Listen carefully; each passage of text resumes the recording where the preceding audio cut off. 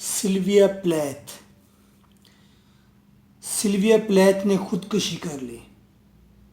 आत्महत्या। आत्महत्या थी कि खून था? खून था शायद। खून ही होगा।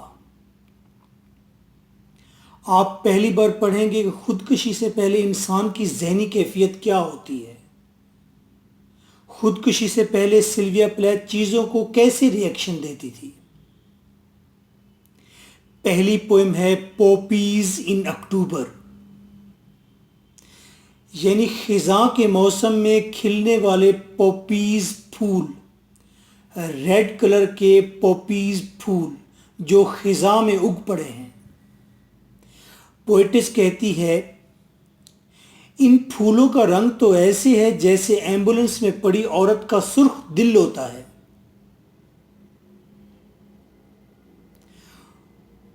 ये फूल वसी खुले आसमान तले कितने इनसिक्योर हैं। फूल कितने तन्हा हैं और चारों तरफ बरसती बर्फ, बर्फ का एक जंगल है। दर हकीकत पोएटिस खुद को पॉपीज का नाजुक फूल कह रही है, खुद को, जो बेमौसमा है, खिज़ां में उग पड़ा है, तन्हा है, इनसिक्योर है और इर्द गिर्द पत्थर और बर्फ जैसी सोसाइटी है। पत्थर सा हस्बैंड है Ted Hughes. Ted Hughes was the husband of Sylvia Plath, जिसने हॉक्स मोनोलॉग लिखी। वैसे इस लेक्चर के सही हकदार लक्ष्मी और शीन थे। दोनों ही बीमार लिटरेचर हैं। मेरे वहम में कह रहे थे हम आएंगे, आप सही सही पढ़ाना। वैसे तो मैं बहुत सारी चीज़ें गलत पढ़ाता हूं ताकि आपको सही समझ आए। यानी कहना गलत गलत तो छुपाना सही सही। कासिद कहा जो उसने बताना सही सही। ऐ मैं फरोश भीड़ है तेरी दुकान पर, गाहक हैं हम बीमार पिलाना सही सही। Next poem, arrival of the bee box. Bee box का आना। शहद की मक्खियों का भरा हुआ एक बॉक्स है। पोएटिस अपने घर शहद की मक्खियों से भरा एक सफेद रंग का बी बॉक्स मंगवाती है। स्क्रीन पर देख सकते हैं। पोएटिस को यह व्हाइट बॉक्स ऐसे लगता है जैसे छोटे बच्चे का ताबूत हो। पोएटिस अपनी आंख एक छोटे सुराख पर रखती है तो डर जाती है। कहती है, डॉक डॉक, अंधेरा ही अंधेरा है। पोएटिस कहती है, अंदर शहद की मक्खियां वैश्यों के लश्कर की मानद भूखी हैं, बहुत गुस्सीली हैं। अगर मैं एकदम सबको आजाद कर दूं तो ये मुझे डस लेंगी। पोएटिस कई मर्तबा बहादुर बनने की कोशिश करती है। बिलाखिर कहती है, कल मैं खुदा बन जाऊंगी तो इनको आजाद कर दूंगी। दर हकीकत बॉक्स पोएटिस का जिस्म है जिसमें बेशुमार पागलों जैसी ख्वाहिशात हैं। पोएटिस कहती है, अगर ये ख्वाहिशात बाहर आ गईं तो लोग मुझे मार डालेंगे, कहेंगे ये गंदी औरत है। ये किस तरह की ख्वाहिशात हैं? शायद ये टू मच, बल्कि कहना चाहिए थ्री मच सेक्सुअल डिजायर्स हैं। ये बात वैसे मैंने छुपानी थी, मैं कह बैठा हूं, उन्होंने कहा था छुपाना सही सही। बहरहाल वो कहती है, कल मर जाऊंगी तो खुदा की जात का हिस्सा बन जाऊंगी। ख्वाहिशात को भी जिस्म के ताबूत से आज़ादी मिल जाएगी। मूवल साइड पर रखें, रजिस्टर पर साथ नोट करें। जो नोट साहब के हाथ में हैं उन नोट्स पर कहीं बैक साइड पर नोट करें और देखें कि मैंने क्या कहा है। देन नेक्स्ट पोएम को स्टार्ट करें। वीडियो रोक सकते हैं। Next poem, the bee meeting. एक बी बॉक्स में सैकड़ों बीज होती हैं, मगर क्वीन बी एक ही होती है। क्वीन बी साइज में बड़ी होती है, रंग की शौक होती है, रिप्रोडक्शन के लिए होती है। तमाम नर बीज इससे मेट करते हैं, सेक्स करते हैं। ये एग्स पैदा करती है और ये हाइव का, छत्ते का सेंटर होती है। जब क्वीन बी की उम्र 5 और 6 बरस हो जाती है तो उसको एक जवान यंग क्वीन बी से रिप्लेस किया जाता है।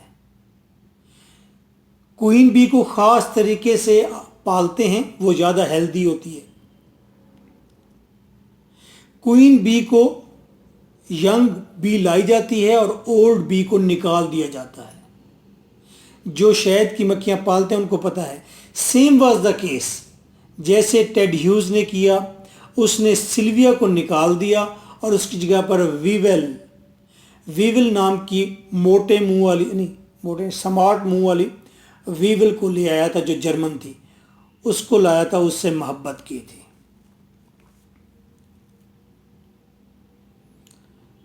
पोएम में क्या हुआ?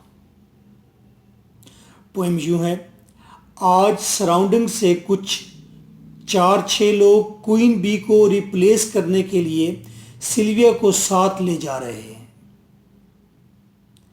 ये 6-8 लोग क्या करने जा रहे हैं? क्वीन बी रिप्लेस करने जा रहे हैं। ये सेरेमनी हैपन होने वाली है। पोएम में सिल्विया को ये लोग कसाई तबीयत के रिवायती लोग लगते हैं। सिल्विया को अच्छे नहीं लगते क्योंकि ये क्वीन बी को रिप्लेस करने जा रहे हैं। सिल्विया को ये एहतियाती लिबास पहनाते हैं क्योंकि खुद भी उन्होंने अपने आप को छुपाया हुआ है, और सिल्विया का भी चेहरा और बाजू और हाथ छुपा देते हैं। ऊपर उसे हैट पहनाते हैं ताकि शहद की मक्खियां उसे डस न पाएं, उसे डस न लें। तो कहती है, they are making me one of them. वो मुझे अपने जैसा बना रहे हैं, यानी अपने जैसा रिवायती, यानी अपने जैसा मुनाफिक। ऐसा मुनाफिक जो बीज से डरता है कि कहीं ख्वाहिशात की मक्खियां उसे डस न लें।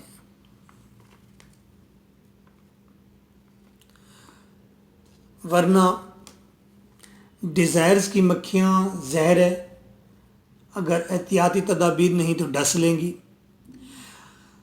जाते हुए रास्ते में डंडियों पर लगे फूल सिल्विया को ऐसे लगते हैं जैसे ये खून के लोथड़े हों, खून के धब्बे हों। खौफ लाहक होता है। पोएटिस शहद की मक्खियों से बचने के कई तरीके सोचती है। कभी कहती है मैं ट्री बन जाऊंगी, खामोश रहूंगी। क्वीन बी बिल आखिर रिप्लेस कर दी जाती है। पोएटिस को लगता है वो क्वीन बी खुद है, जो जवान जर्मन वेवल के साथ रिप्लेस हुई है और मर गई है। क्योंकि क्वीन बी जो ओल्ड होती है उसको जब हाइव से निकालते हैं तो उसे क्रश कर देते हैं। The next poem, Ariel. Aerial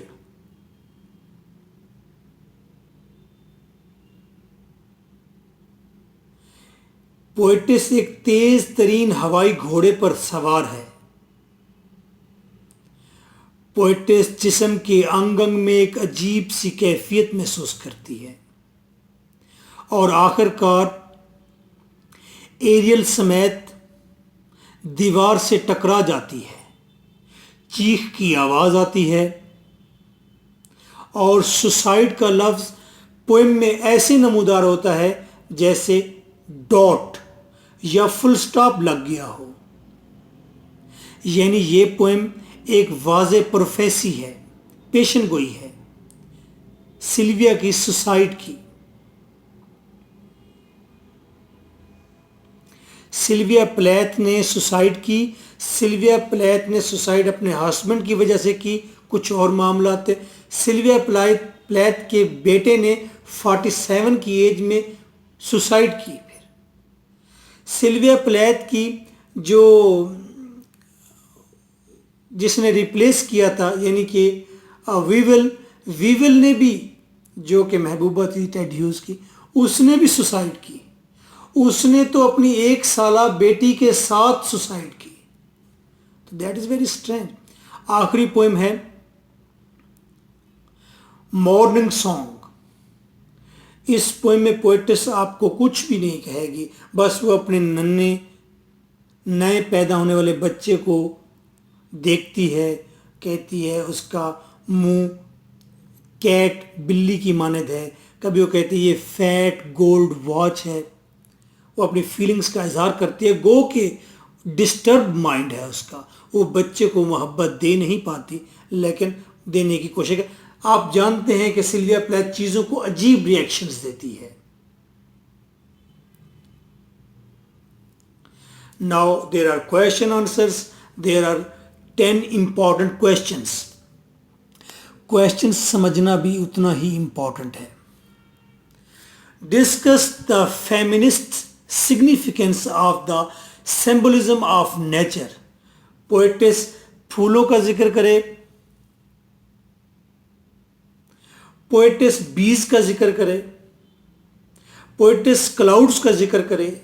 जितने भी नेचुरल ऑब्जेक्ट्स हैं जब उनका जिक्र करती है तो सिंबलाइज करती है फेमिनिज्म को, औरतों के मसाइल को। Plath's poems 2018 PU। Discuss confessional elements in the 2B poems by Sylvia Plath, arrival of the bee box और दूसरी थी B meeting.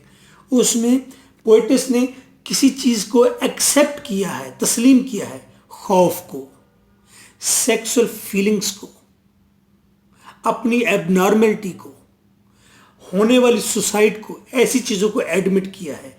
2009-2017 PU। Sylvia Plath is a poet much concerned about women's position in modern society। women की modern society में क्या position है, असल में सारी पोएट्री इस बारे में है। 2016 PU। यानी कि सिल्विया के मसाइल तमाम औरतों के मसाइल हैं। Write a comprehensive note on the theme of feminism as treated by Sylvia Plath in her poems। 5 and 17 BZU। How can Sylvia Plath's poetry be interpreted as poetry of suffering? कैसे आप कह सकते हैं सिल्विया प्लैथ की poetry ये एक बीमार आदमी की पोएट्री है जो सफरिंग में है, तकलीफ में है, एंड अननोन फोबिया, और जिसे लाहक है कोई खौफ। 2015 BZU 2012 PU। Write a detailed account of some of the themes that are dominant in Sylvia Plath's poems 4, 5 and 16 PU and BZU। Plath's poetry is an expression of her torn self। Plath की poetry तस्वीर देती है, झलक देती है किस चीज़ का, कि उसकी ज़ात टूट फूट का शिकार है। एग्नॉइज्ड माइंड, उसके माइंड में पेन है, तकलीफ है, तांबे से तपता हुआ, तकलीफ में मुब्तला था वो माइंड। एंड बैटर्ड हर्ट, और वो बीटन हार्ट था, ऐसा दिल था जिसकी पिटाई की गई थी। 2019 BZU। Sylvia Plath exposes her subjectivity in terms of objectivity। Sylvia Plath जो सामने दुनिया में ऑब्जेक्ट्स को देखती है, लिखती है, दर हकीकत उन चीज़ों से वो अपने इनर को रिप्रेजेंट करती है, अपनी सब्जेक्टिविटी को रिप्रेजेंट करती है। बीज आउटर वर्ल्ड में सामने हैं, जब उनको अपने पेपर पर लाती है तो दर हकीकत वो अपनी अंदर की ख्वाहिश को, अंदर की ख्वाहिशात को सिंबलाइज करती है। तो ऑब्जेक्टिविटी से वो अपनी ज़ात को नुमाया करती है। यहीं तो आपका टॉपिक है पोइट्स एंड पोइट्री, कि पोइट्री पढ़कर बताइए पोइट कैसा है। Illustrate the statement with reference to her poems you have studied, यानी कि 2006 PU आपने ये बताना है कि पोएटेस जितनी भी चीज़ें पोएम में लिखती है असल में वो चीज़ें पोएट के इनर को ज़ाहिर करती हैं। सब्जेक्टिविटी को discuss the use of imagery in Plath poetry with reference to the poem you have studied 2008 PU। Imagery बताइए, तस्वीरें जितनी भी उसने दी हैं। Arrival of the bee box आ गया है, फ्लावर्स हैं, पॉपीज है, सूरज है, धूप है, जितनी तस्वीरें दी हैं वो सारी की सारी बयान कीजिए। The most forceful theme can be conveyed through the images in a poem elaborate with close reference to least 2 poems from your course 13 PU। ये तो एक तरह के सवाल है इमेजेस पर, इमेजरी पर, उसके बैटर्ड हार्ट पर, उसके agonised mind, tone self, themes, unknown phobia, feminism, confessional element, ये सारी अलग क्वेश्चंस हैं। अब क्रिटिकल एप्रिसिएशन भी आती है। मैंने आंसर इस तरह से तरतीब दिया है कि क्रिटिकल एप्रिसिएशन आएगी फिर भी यही आंसर। तमाम क्वेश्चंस का क्वेश्चन में से कोई क्वेश्चन आएगा फिर भी यही आंसर। सर आप तो बड़े मजिशियन हैं। हाँ देखिए मैंने कैसे मैनेज किया है। That was a big task. मुझे यकीन नहीं था कि मैं कामयाब हो जाऊंगा क्योंकि ये कुछ थोड़ा बड़ा ही टास्क था। Okay next, Plath's arrival is a poem about transformation. बिल्कुल पिछले दिनों आया है। प्लेथ की पोएम एरियल चेंज के बारे में है एंड वैमेन्स रिलेशन विद नेचर, और औरत का फितरत के साथ जो रिलेशन है उसके बारे में है। 2019 आपने नेचुरल एलिमेंट इसके अंदर डिस्कस करने हैं पोएम के अंदर। Arrival of the Ariel bears out the personal tinge का मतलब hint, Plath own life. Ariel दर हकीकत प्लेथ की अपनी जिंदगी के बारे में कोई बात है। Elaborate 14, 17, 12 PU।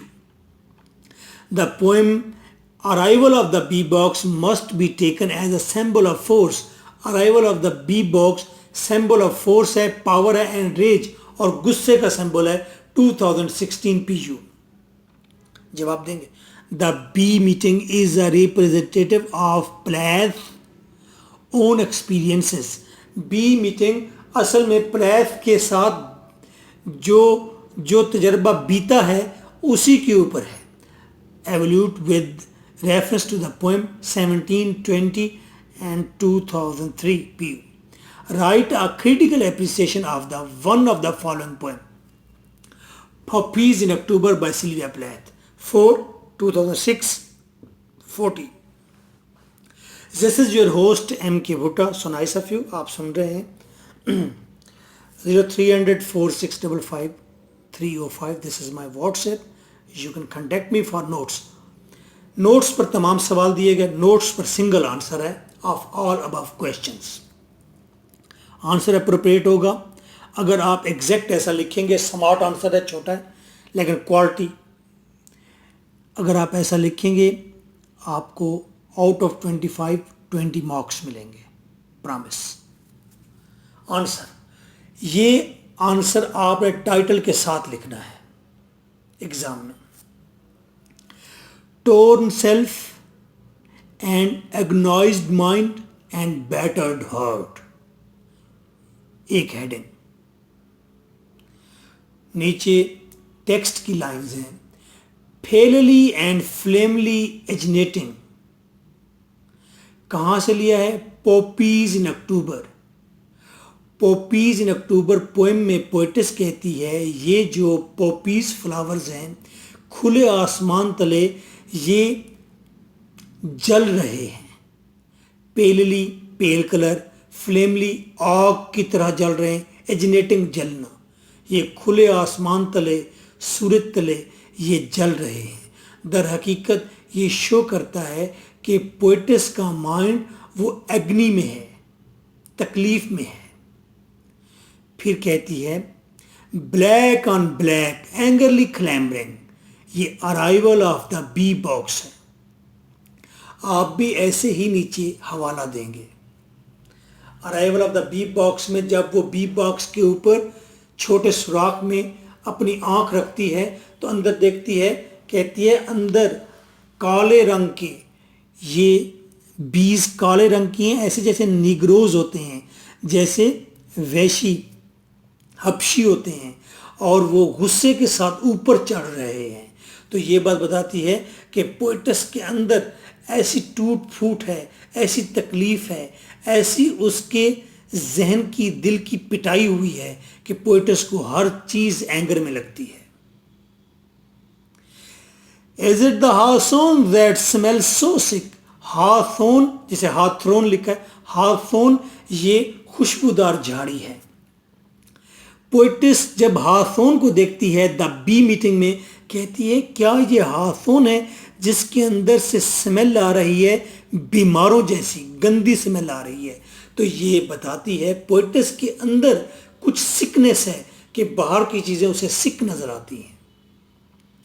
Aerial, Ariel stasis in the darkness, Ariel ये हवाई घोड़ा, स्टेसिस ठहरा हुआ है, स्टॉप, कहां? इन द डार्कनेस।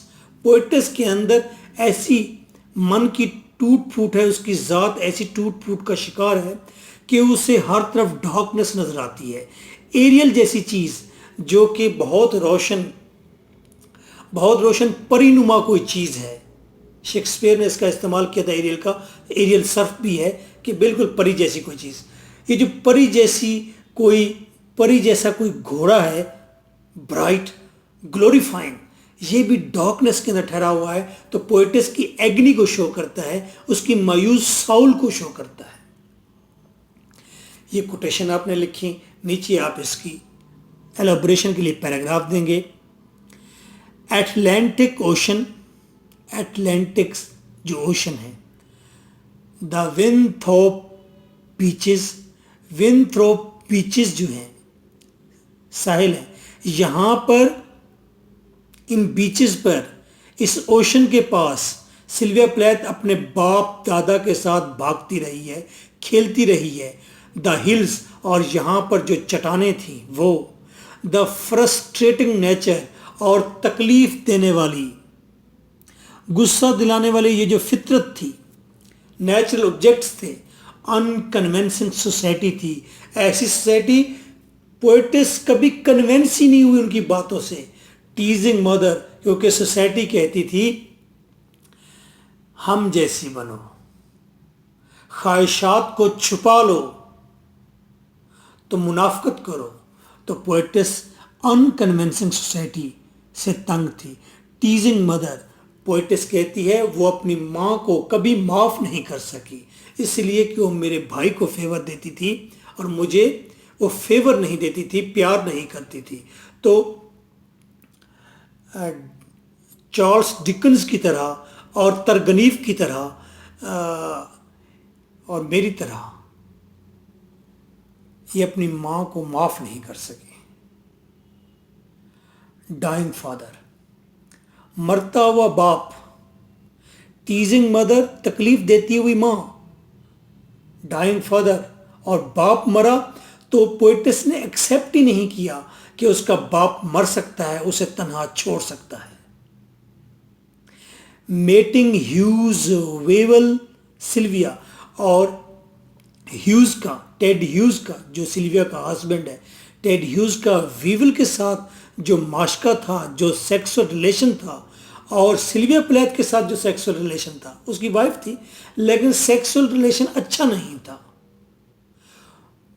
फुलफिलमेंट नहीं थी, और वीवल के साथ उसका ताल्लुक भी था। तो सिल्विया इस बात से, जाहिर बात है हर शख्स को, जितने भी जिंदा इंसान हैं उनको इस चीज़ से तकलीफ होती है। ये एक इंटरनेशनल मामला है कि हर जगह पर ये इनफिडेलिटी, बेवफाई का एलिमेंट मौजूद है, इसको बुरा समझा जाता है। तो ह्यूज, वेबल और सिल्विया का जो सेक्सुअल रिलेशन है, ये जो मेटिंग है, ये बड़ा एबनॉर्मल है। इस एबनॉर्मल रिलेशन ने और फादर की डेथ ने और माँ की वो टीजिंग करने की आदत और सोसाइटी जो कि अनकन्विंसिंग थी और नेचर जो तकलीफ देती थी, वो चट्टानें, वो बीचेस, वो समंदर, ये तमाम चीज़ें मिलती हैं हैव टोर्न हरसेल्फ। इन तमाम चीज़ों ने मिलकर पोएटिस को तोड़ दिया। एग्नॉइज्ड हर माइंड, उसके माइंड को इंतहाई पेन, तकलीफ दी।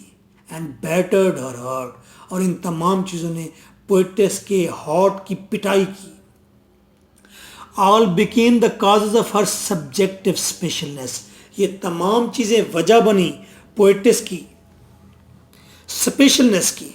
उसकी एक पर्सनल थॉट बन गई, वो एक स्पेशल कैरेक्टर बन गया स्पेशल सोच के साथ। ये तमाम चीज़ें वजह बनी हिस्टीरिया की। हिस्टीरिया, पागलपन एंड सुसाइड।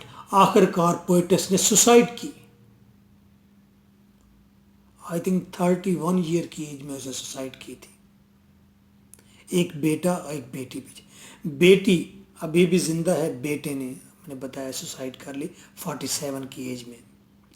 रोज खेमल says SP represents her case as a victim.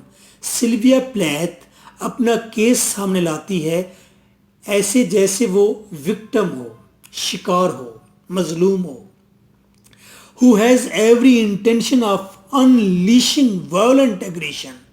और पोएटिस के अंदर, इस विक्टिम के अंदर इंच इंच ये इरादा भरा हुआ है कि वो शदीद किस्म का गुस्सा छोड़ दे, शदीद किस्म का गुस्सा लॉन्च करे, किस पर? अपॉन द वर्ल्ड, पूरी दुनिया पर।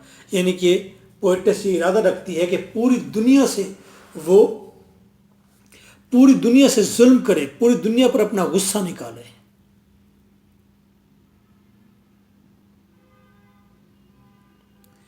सेकेंड, अननोन फोबिया या फेयर। पोएटिस की तमाम पोएम्स में सेम थीम है ये, और इन्हीं के बारे में पूछा गया है। A gift, a love gift, utterly unmasked for by a sky.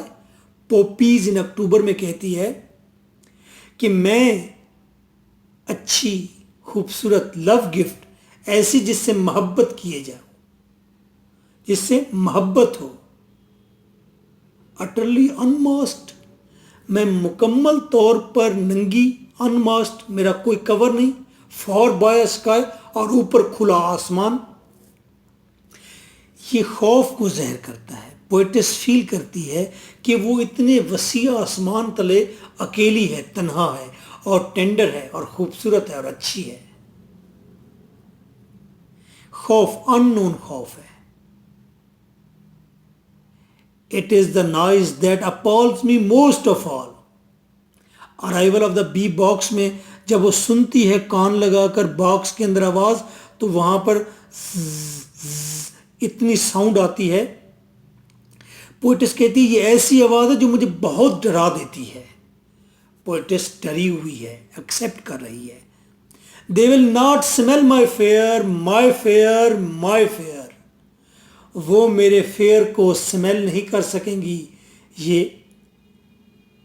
बीज मेरे खौफ को, मेरे खौफ को। द बी मीटिंग कहती है कि ये शहद की मक्खियां मुझे नहीं डसेंगी, ये मेरे खौफ को स्मेल नहीं कर सकेंगी। The child cry melt in the wall. Ariel, the child cry melt in the wall. अजीब सा खौफ है कि दीवारों से चीखों की आवाज़ें आ रही हैं। किसी बच्चे की चीख की आवाज़ है, जैसे कोई बच्चा दीवार से टकराया हो। ये खौफ है। She confesses that how much afraid she is. वो एक्सेप्ट करती है कि वो कितनी डरी हुई है। हर फ्रेगमेंट्स आर प्रिडिक्टेबल डेंजरस। और उसके जितने भी फ्रेगमेंट्स हैं, टेक्स्ट के जितने भी पीसेस हैं, क्योंकि पीसेस में पोएटिस को आप एनालाइज कर सकते हैं, आपस में चीज़ें कनेक्टेड नहीं हैं, फ्रेगमेंट्स हैं। ये फ्रेगमेंट्स ये डेंजरस भी हैं और कुछ प्रिडिक्ट भी करते हैं, पेशन गोई करते हैं। जब ये पेशन गोई करते हैं तो हर सेंटेंस खुद एक डेंजर जोन बन जाता है, डेंजरस हो जाता है। दे इको पावर एंड फियर। ये सेंटेंस, ये फ्रेगमेंट्स, ये आवाज़ देते हैं पावर की, आवाज़ देते हैं खौफ की, आवाज़ देते हैं किलिंग एंड लिविंग, मारने की और जीने की। दे प्रेडिक्ट हर टेरिफाइड साउल, हर इनसिक्योर साउल। ये सेंटेंस प्रिडिक्ट करते हैं, पेशन गोई करते हैं कि पोएटिस की साउल इंतहाई डरी हुई है, इंतहाई इनसिक्योर है। Barbara Hardy says, passions of hate and horror prevail in the poetry of Sylvia Plath. Sylvia Plath की पोएट्री में हर जगह प्रिवेल फैला हुआ है खौफ और नफरत। Running strongly counter to affirmative, और ये खौफ और नफरत कहीं इससे मुकाबला किया जाता है, पोएटिस इसके सामने ठहर जाती है, कहती है कि नहीं, नेक्स्ट डे मैं खुदा बन जाऊंगी, इनको छोड़ दूंगी। खौफ का सामना करती है, कहीं इसे एक्सेप्ट करती है। They will not smell my fair, my fair, my fair, ऐसा कहती है, तस्लीम करती है अपने फेयर को। And life enhancing quality of most great English poetry, ज़्यादातर इंग्लिश पोएट्री की ये बहुत ज़बरदस्त क्वालिटी है। Even in this century, her poetry rejects instead of accepting. उसकी पोएट्री चीज़ों को रिजेक्ट करती है, हालांकि पोएट्री में चीज़ें एक्सेप्ट की जा रही होती हैं, उसके बावजूद चीज़ें रिजेक्ट हो जाती हैं। बॉक्स तो आ रहा है, arrival of the bee box आ रहा है, लेकिन वो आना उसका एक्सेप्ट नहीं हुआ बल्कि रिजेक्ट हुआ है कि ये तो कोई कफन है, किसी छोटे से बोने का, किसी बच्चे का ताबूत है। डिसअपेयर्स इंस्टेड ऑफ ग्लोरीफाइंग, चीज़ें ग्लोरीफाई कर रही होती, चमक रही होती हैं, लेकिन उसके बावजूद मायूसी फैलाती हैं। Ariel stasis in the darkness, Ariel जैसी चीज़ आ गई, परी चमकती हुई, लेकिन डिसअपेयर करके गई। Turns its face with steady consistency toward death, तमाम चीज़ें, पोएट्री पूरी की पूरी अपना फेस मोड़ लेती है मुसलसल मौत की तरफ, नॉट लाइफ, लाइफ की तरफ पोएट्री जाती नहीं है। क्या बात है Barbara. Karen Ford says she dreads the possibility of being overcome by her own memories and outrages. ये ऐसी पोएटेस है सिल्विया जो डरती है कि कहीं उसकी अपनी मेमोरीज या उसकी अपने गुस्से उसके अपने ऊपर गालिब ना आ जाए, overcome. Would she ever be able to forget the sights and injustices? क्या वो कभी इस काबिल भी होगी कि वो भूल जाए वो तमाम माजी के नज़ारे, मंजर, साइट्स और वो तमाम तर नाइंसाफियाँ जो उसके साथ हुई हैं। Would the feeling immediately consumer, क्या ये फीलिंग्स, ये एहसासात किसी दिन उसे मार डालेंगे? This a question. मार ही तो डाला है। ऊपर की जितनी कोटेशंस दी हैं, आपने इन कोटेशंस को अच्छी तरह से मेमोराइज करना है। इतना अच्छा मेमोराइज करना है अलग से लिखकर कि छोटी बहना से पूछें कि आप कोटेशन बोलें, मैं आपको बताऊंगी ये किस पोएम में से है। आप पूरी पोएम भले नहीं पढ़ रहे, आपकी मेहरबानी कम से कम इन कोटेशंस को रट लीजिए कि ये किस पोएम में से आए। आपकी बहना भी कहे कि हाँ हाँ तुम्हारा रट्टा बहुत अच्छा है अब, तो फिर ठीक है।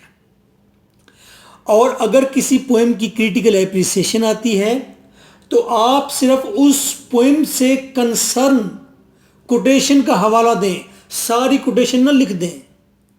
अगर कोई सवाल आता है खुला तो फिर सब कुछ लिख दो।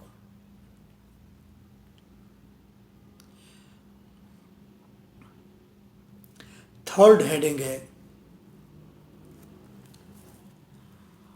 All imagery symbols and metaphors are.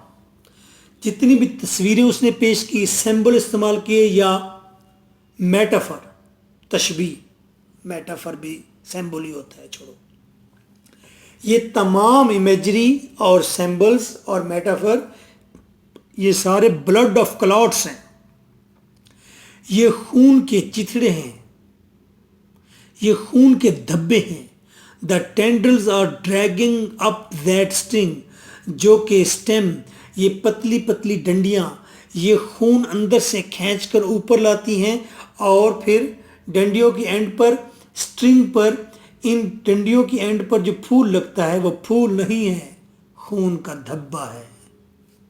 Poet's the bee meeting में ऐसा कहती है, वो कहती है यहाँ जो फूल लगे हुए हैं ये ब्लड क्लॉट्स हैं, ये वो ब्लड क्लॉट्स हैं जिनको खून सप्लाई होता है इन पतली पतली डंडियों में से, और जब खून सिरे से बाहर निकलता है तो वहाँ पर क्लॉट बन जाता है। तो हम कह रहे हैं उसकी तमाम इमेजरी ऐसी है जैसे कि खून के लोथड़े हों, जैसे कि ब्लड क्लॉट्स हों, ऐसा ही लिखना। सबसे पहले जो चीज सिंबलाइज करती है वो है quietness of the poems. Poems के अंदर इतना सुकून और ठहराव है, सिंबलाइज करता है क्वाइटनेस ऑफ डीप वाटर्स, वो गहरे पानी को सिंबलाइज करता है। But full of power and spirit, लेकिन जिस पानी के अंदर ताकत है, स्पिरिट है, ऑफ वॉल्केनो विदिन, और आतिश फशा इस पानी के अंदर छुपा बैठा है। इन पॉपीज इन अक्टूबर, सिंबल्स बताएंगे, इमेजरी बताएंगे, मेटाफर बताएंगे। इन पॉपीज इन अक्टूबर क्या हुआ है? पॉपीज सिंबलाइज करती है किसको, आप बताएं। पॉपीज यानी कि एक पॉपी फूल, फूल किस चीज को सिंबलाइज करता है?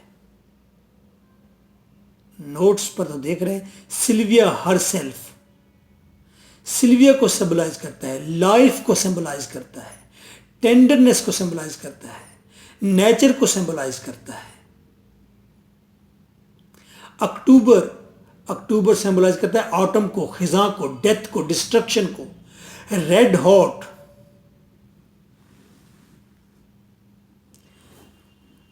रेड हॉट किसे सिंबलाइज करता है?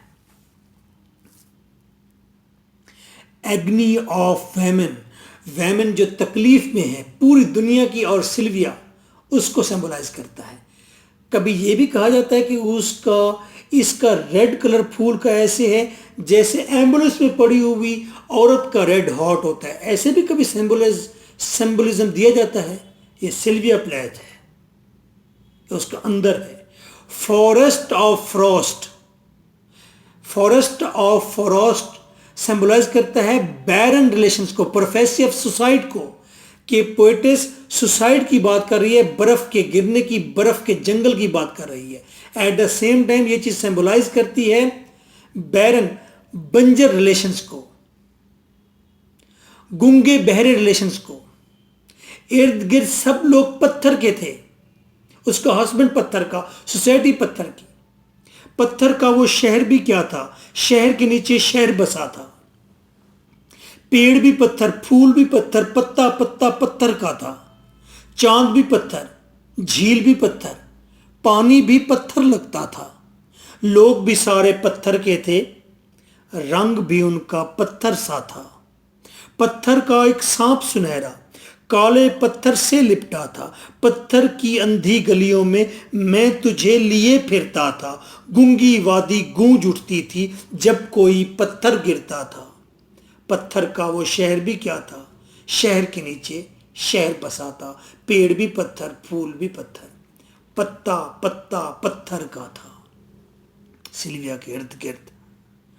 And the arrival of the bee box, यहां इमेजेस क्या हैं? बॉक्स, बॉक्स सिंबलाइज करता है केज्ड साउल को, बंद, उसकी रूह बंद है, बीज सिंबलाइज करते हैं हर स्टिंगिंग डिजायर्स, उसके अंदर जो ख्वाहिशात हैं जो उसे डस लेंगी, उसको रिप्रेजेंट करती हैं बीज। Square as a chair, bee box को देखती है तो कहती है ये ऐसे चौरस है जैसे चेयर हो, अजीब सा एक इमेज है। इसका मतलब है डिबेट हॉल ऑफ फिलोसफर बीज, ये जो डिजायर्स हैं उसके अंदर ये ऐसे हैं, आर्गुमेंटेटिव हैं, ये फिलोसफर्स की तरह अंदर बैठी बहस करती हैं। तो ये बॉक्स नहीं है, डिबेट हॉल है। 13वीं सदी में फिलोसफर्स का एक ग्रुप था, वो एक रूम में बैठ के फिलॉसफी करता था, बहुत जानदार था, उसको चेयर का नाम दिया गया था। ये वहां से उसने चीज ड्राइव की है। इट्स डॉग, डॉग ये इमेज क्या रिप्रेजेंट कर रहा है? Unknown fair. Moon suit, funeral well, ये कॉप्स ऑफ सिल्विया है, सिल्विया की लाश को रिप्रेजेंट करता है। I will be sweet God, जब वो ये कहती है तो ये सिंबलाइज करता है रिस्टोरेशन ऑफ कॉन्फिडेंस, कि कॉन्फिडेंस का बहाल हो रहा है, अथॉरिटी बन रही है उन बीज के ऊपर, ये काउंटर कर रही है खौफ का, खौफ से मुकाबला कर रही है। एट द सेम टाइम जब वो कहती है मैं खुदा बन जाऊंगी, तो मरने के बाद उसकी रूह बड़ी खुदा की रूह के अंदर शामिल हो जाएगी। प्रोफेसी ऑफ सुसाइड भी है।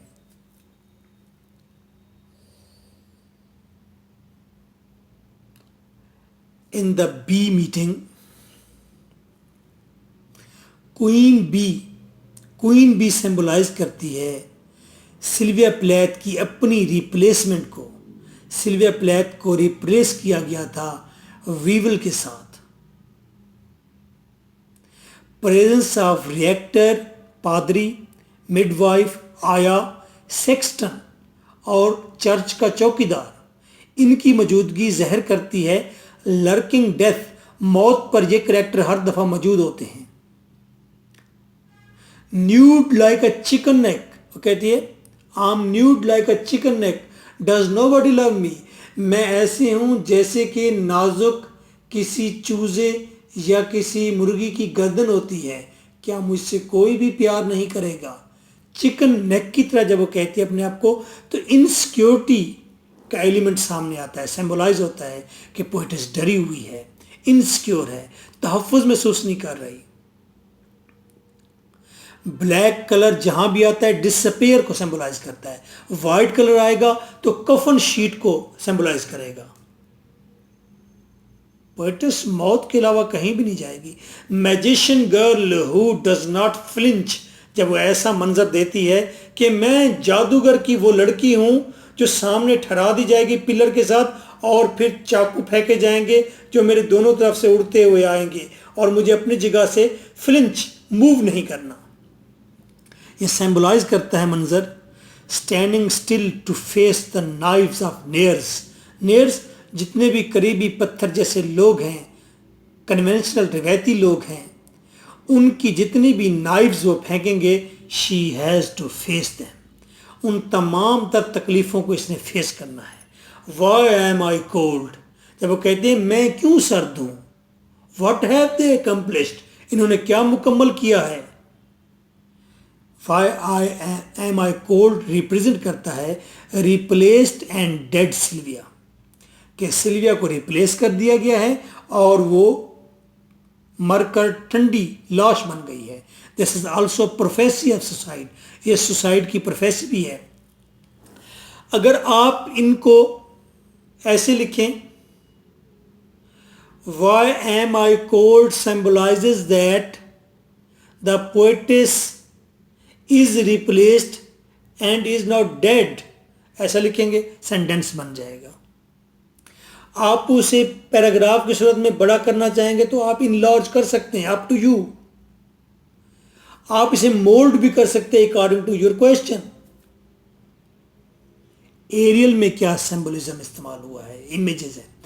एरियल स्टेसिस, तस्वीर चेक करें।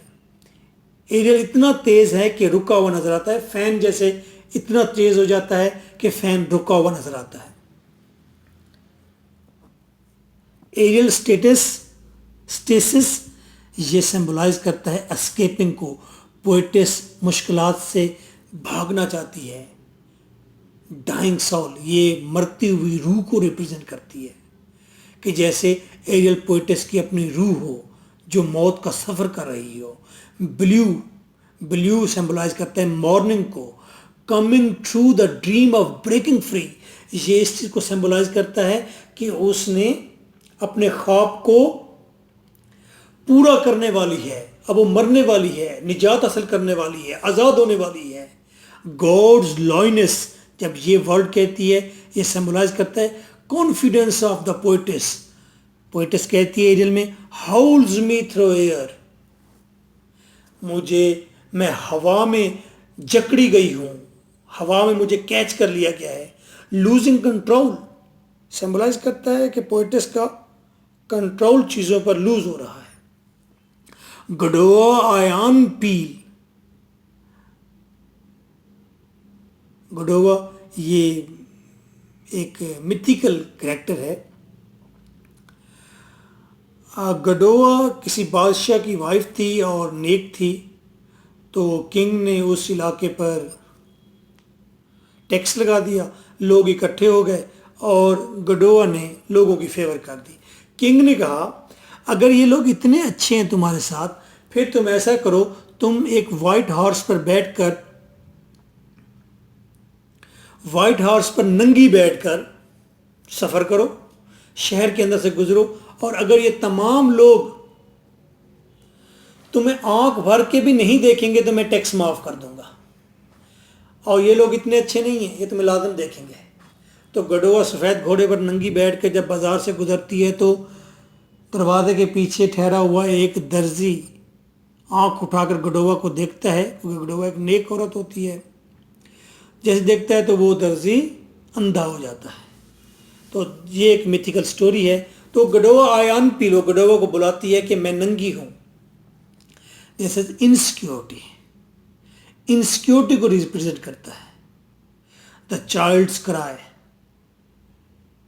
और बच्चे की जो चीख है, या मेल्ट्स इन द वॉल, वो कहती है कि दीवार के अंदर पिघला जाना, ये किस चीज़ को रिप्रेजेंट करता है? Death of Sylvia. In patriarchal walls, मर्द हुक्मरान मर्दाना दीवारों के अंदर सिल्विया की डेथ हुई है। सुसाइडल का लफ्ज आया है, प्रोफेसी ऑफ सुसाइड है।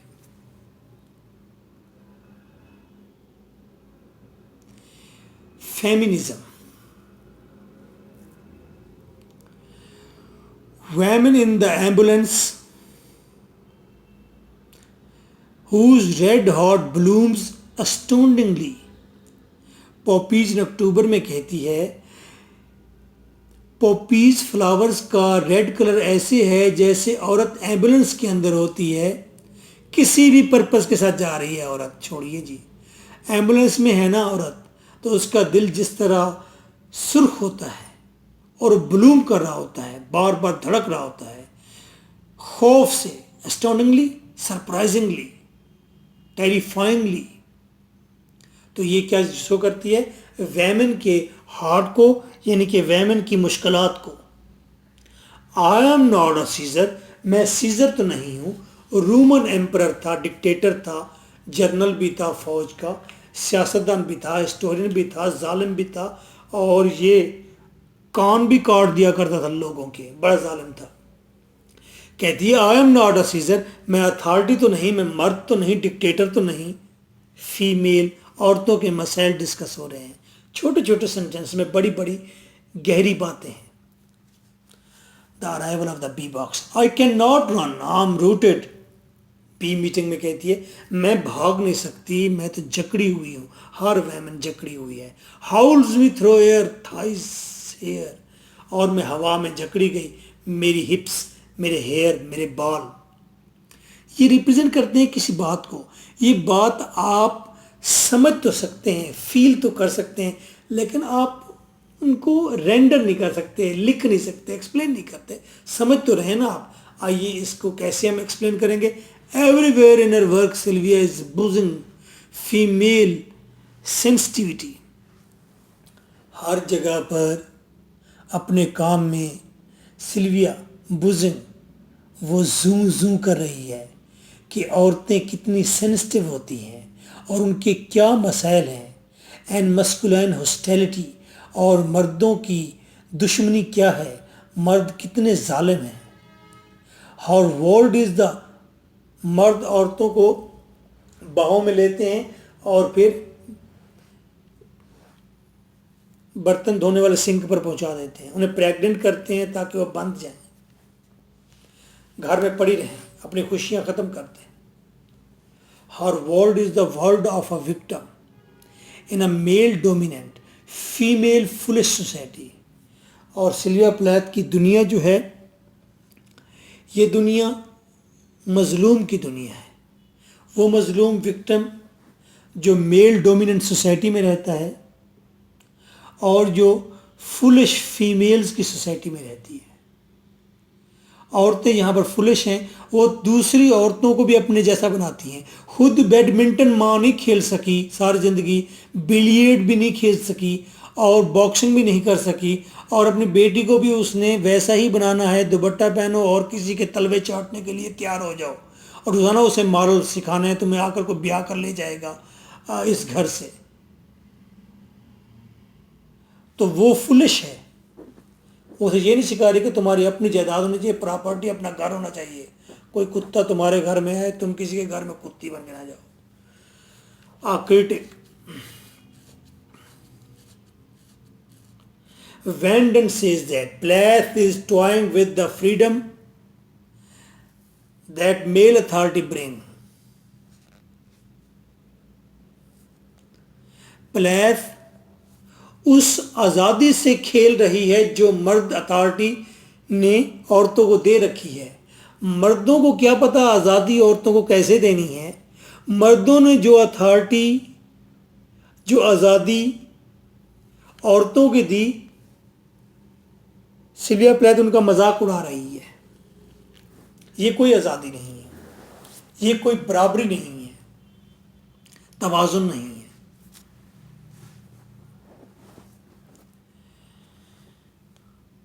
टू सप्रेस अप द क्रायोपन, क्रायोपन ऐसा कहा था उसमें पॉपीज अक्टूबर में।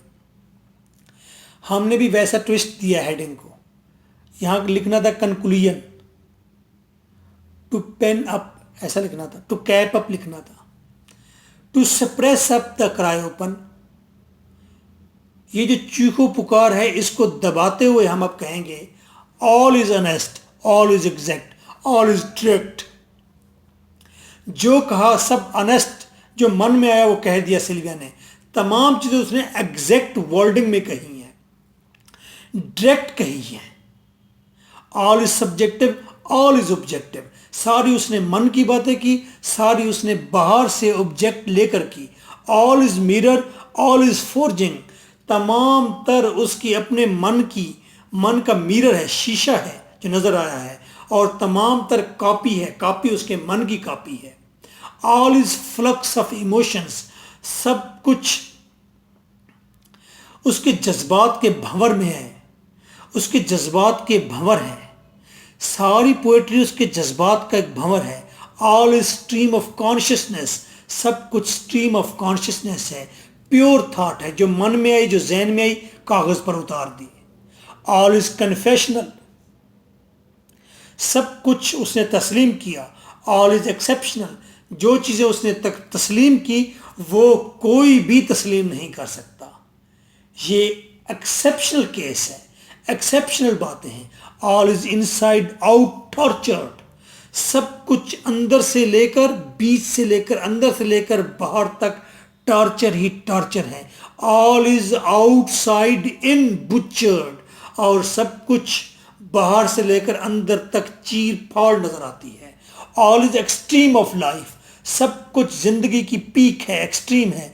All is extreme of death, और ये मौत की एक्सट्रीम है। जिंदा इंसान जब मौत को किस तरह से फील कर रहा है। Plath says it is as if my life were magically run by 2 electric currents. Poetess कहती है ऐसा लगता है मेरी जिंदगी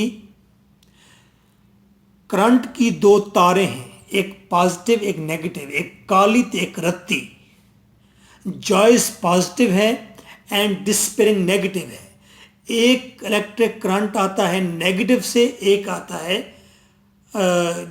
है मायूसी से और एक आता है काली मायूसी वाली है, और रत्ती तार जो है, सुर्ख जो तार है, वो पॉजिटिव वाली है। Which ever is running at the moment, जिस लम्हे जहां से करंट आ रहा होता है, डोमिनेट्स माई लाइफ, मेरी पूरी जिंदगी पर वहीं गालिब आ जाता है। यानी कि कभी मैं मायूस हो जाती हूँ, कभी मैं खुश हो जाती हूँ। जब मैं मायूस होती हूँ तो इंतहाई मायूस हो जाती हूँ, फ्लडेड इट, मेरे ऊपर पूरी ये चीज़ तारी हो जाती है। I am now flooded with despair. इस वक्त बैठी जो लिख रही हूँ तो मैं मायूसी के अंदर डूबी हुई हूँ, ऑलमोस्ट हिस्टेरिया, तकरीबन पागलपन मुझ पर तारी है। As a I were something, जैसे मैं कोई चीज़ हूँ। क्या चीज़ हूँ नहीं पता। Nude oozing tree of Sylvia Plath, bushing every eye for some path. Nude नंगा होना, सिल्विया प्लैथ का नंग तड़ंगा ये आंसू बहाता दरख्त हर एक आंख के अंदर पुशिंग कर रहा है हमदर्दी के लिए।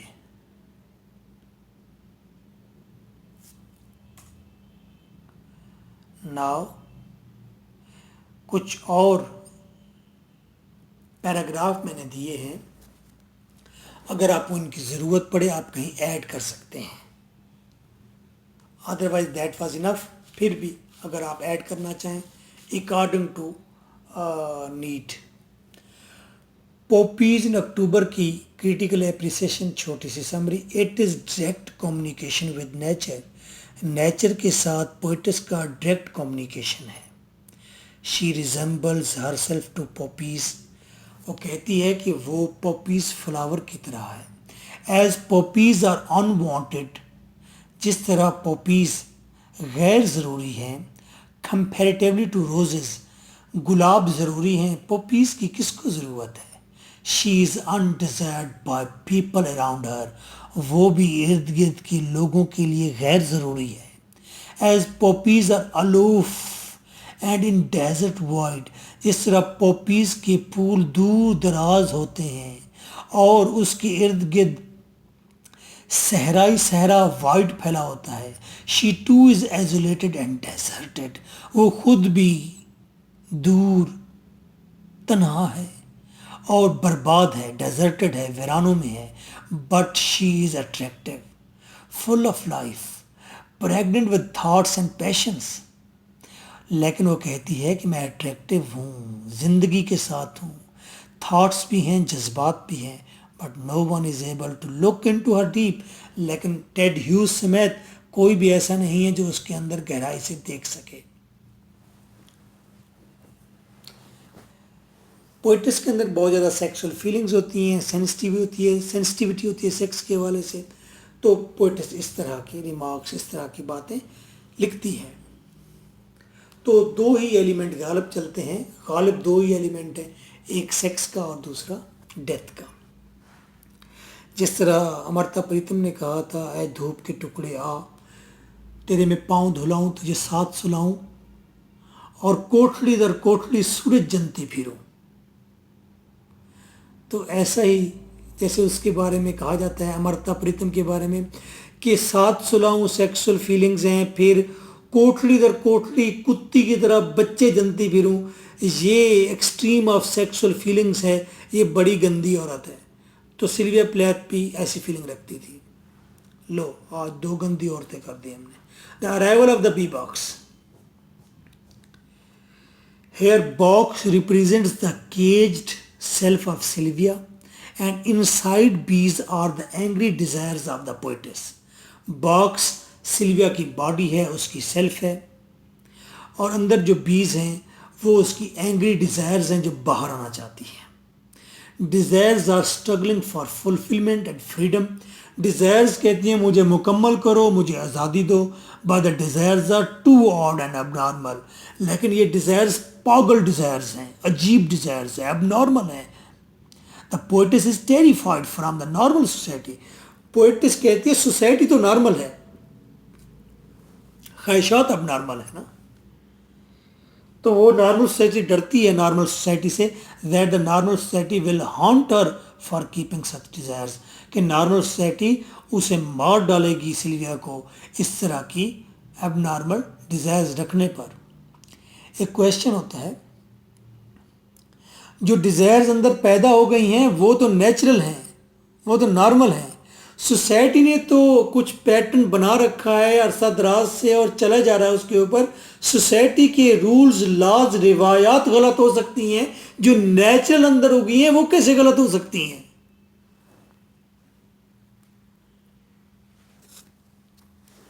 अगर कराची के साहिल के साथ कोई जजीरा उग पड़ेगा, एकदम से जजीरा बाहर निकल आएगा, तो गवर्नमेंट ऑफ पाकिस्तान ये नहीं कहेगी ये जजीरा, इसके ऊपर हम लोग कुछ नहीं कर सकते, ये हमसे आज़ाद है, हमारा हिस्सा ही नहीं है। नहीं, रूल्स एंड लॉज चेंज होंगे, उसको अपने अंदर समाया जाएगा। सोसाइटी जब नए जज्बात देके, नई फीलिंग्स देके, नई ख्वाहिशात देके, तो उनको जगह दे, रास्ता दे। Karen Ford says that the poem represents the conflict between rigid outer forms. कहती है कि पोएम एक कन्फ्लिक्ट है, आउटर फॉर्म रिजिड है, सोसाइटी रिजिड है, बॉक्स रिजिड है, जिस्म रिजिड है, एंड सप्रेस्ड इनर सेल्फ, और अंदर चीज़ें दबी हुई हैं लाइफ की, सप्रेस्ड इनर लाइफ है, जैसे कि बीज, ख्वाहिशात, ख्वाहिशात लाइफ होती हैं, ख्वाहिशात ख़त्म तो लाइफ ख़त्म। द बी मीटिंग, ये पैराग्राफ क्रिटिकल एप्रिसिएशन लिखे तो ये पहला पैराग्राफ इसी में से एक उठाकर लिख दें। It is a story of mistrust. ये पोएम स्टोरी है मिसट्रस्ट की, डाउट की, यकीन ना होने की, किसी पे भरोसा ना होने की, इग्नोरेंस, लाइल्मी की, कन्वेंशनल सोसाइटी की स्टोरी है, इनफिडेलिटी ऑफ मेल, मर्दों की बेवफाई की स्टोरी है, रिप्लेसमेंट ऑफ क्वीन सिल्विया, और क्वीन सिल्विया की रिप्लेसमेंट की स्टोरी है, एंड हर डेथ, उसकी मौत की प्रोफेसी है। Some concern members of the society gathered Sylvia, कुछ सोसाइटी के मेंबर हैं, उन्होंने सिल्विया को भी गैदर कर लिया, अपने साथ ले लिया, to replace the queen bee in the hive. Hive शहद की मक्खियों का छत्ता,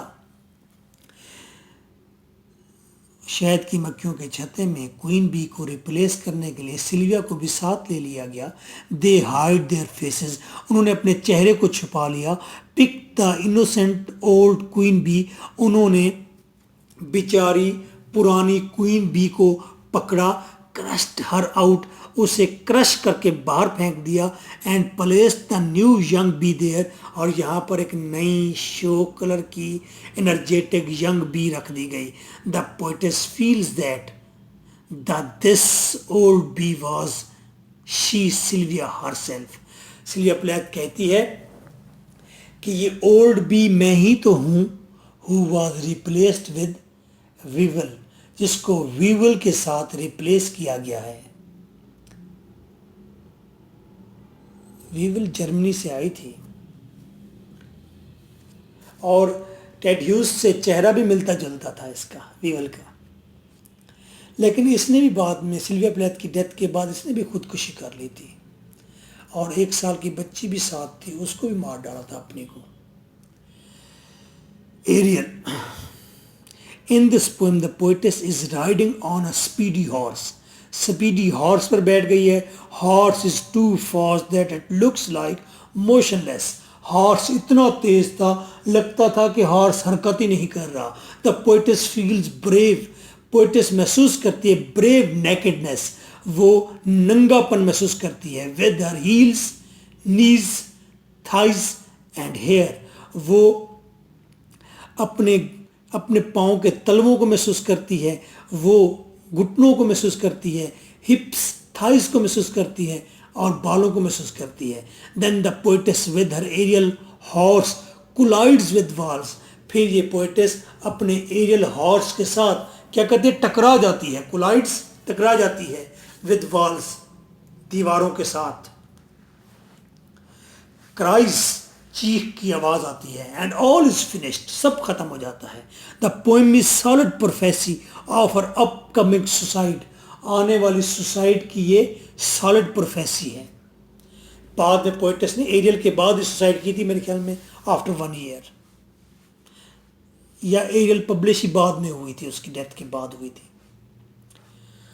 मॉर्निंग सॉन्ग, अगर इसकी क्रिटिकल एप्रिसिएशन आ जाए, थोड़ी मैंने लंबी कर दी क्योंकि इसका जिक्र हमने इस क्वेश्चन में नहीं किया, मुझे ये इंपॉर्टेंट नहीं लगी। The poem is about a real experience of life, poem जिंदगी का असल एक्सपीरियंस से मुतल्का है।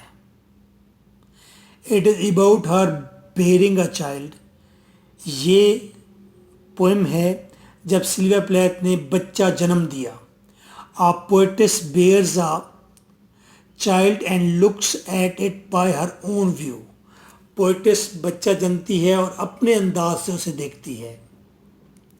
Morning song is the early wailing and weeping with all kinds of vowel sounds, a, e, oo, etcetera.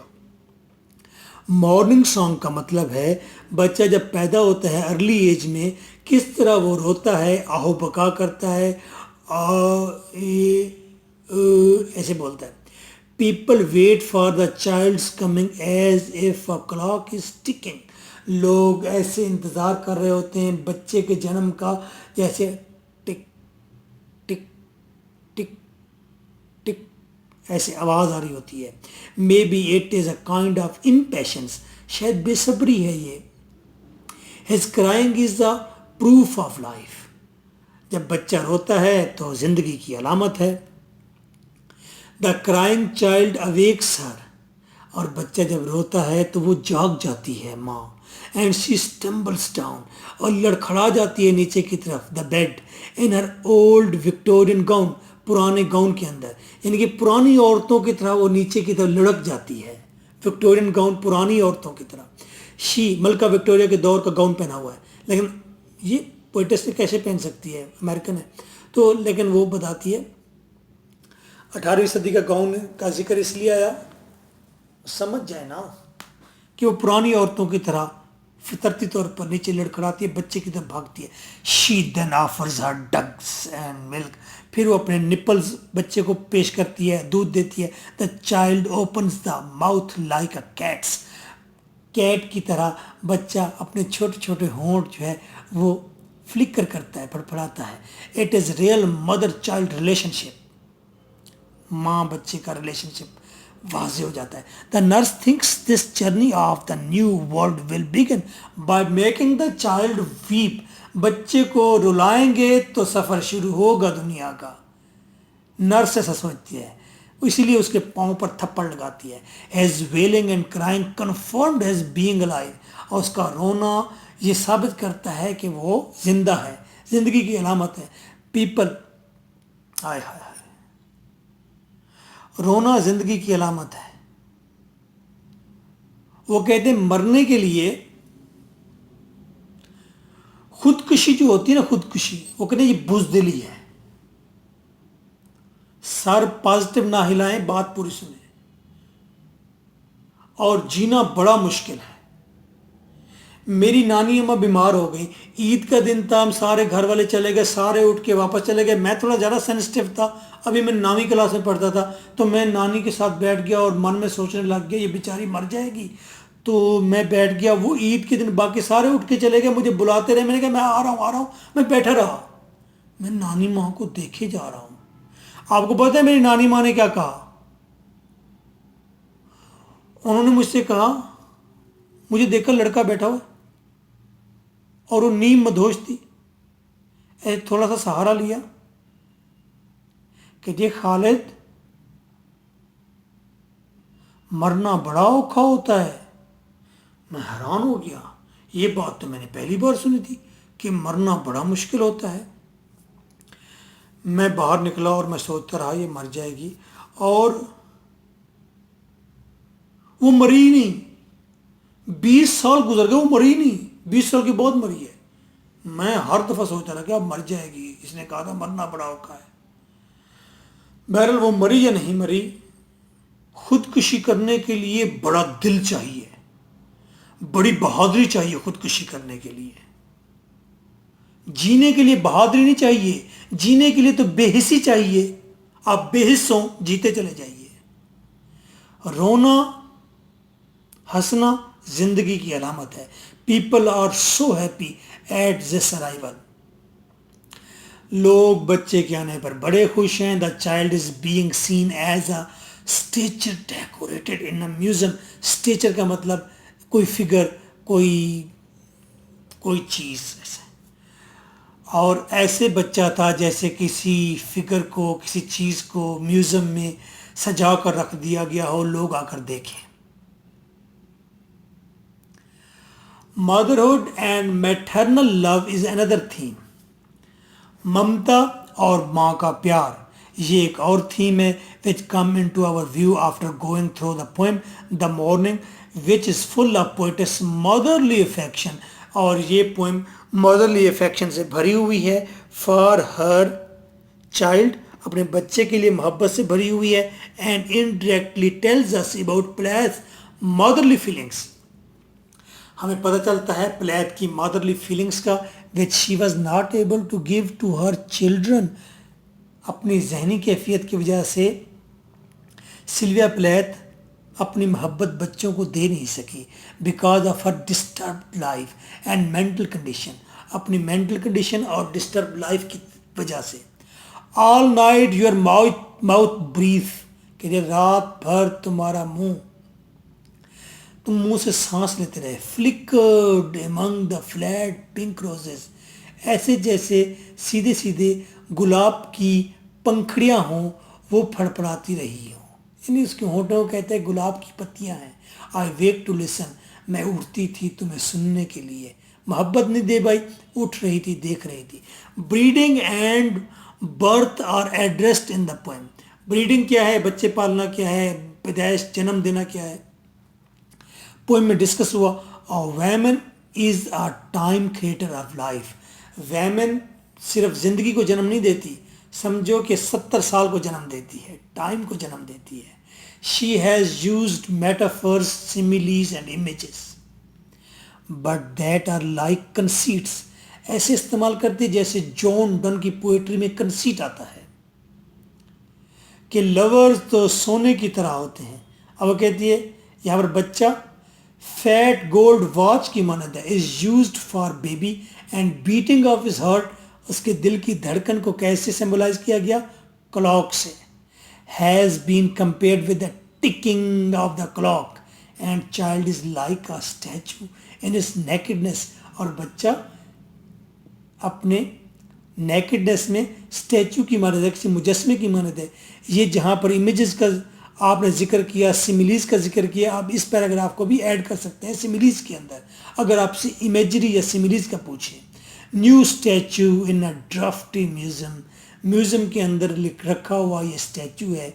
Your nakedness shadows our safety. और तुम्हारा नंगा बदन ये प्रूफ करता है, साबित करता है कि तुम हमारी कंटिन्यूटी हो, तुम हमारी नस्ल को आगे बढ़ाओगे। और 47 ईयर्स की एज में इस जवान ने जिसे नस्ल आगे बढ़ानी थी, खुदकुशी कर ली। So nice of you.